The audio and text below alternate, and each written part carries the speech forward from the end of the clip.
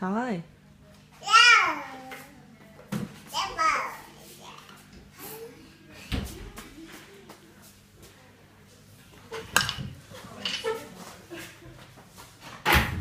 Ai nhiều thế.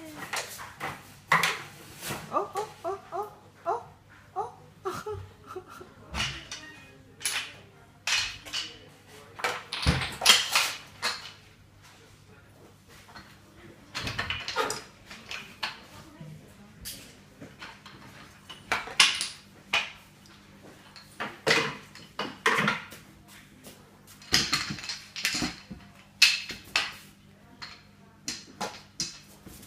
Sút sút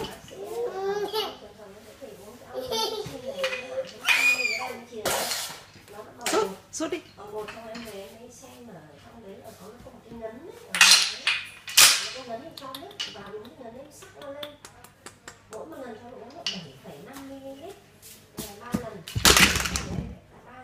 Con lại chơi bóng đi, con lại chơi bóng đi.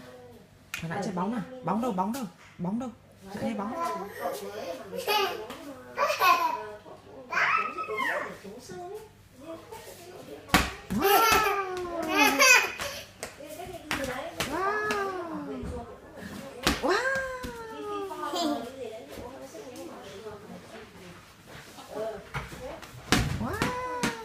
Ôi, lại lấy đi, lại lấy đi.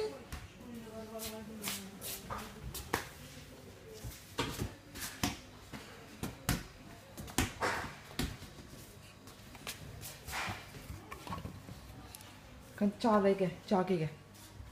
Kìa, xếp vào trong cái này. Đấy, xếp vào cái kia. Đấy, xếp vào, đúng rồi, cho ở đấy.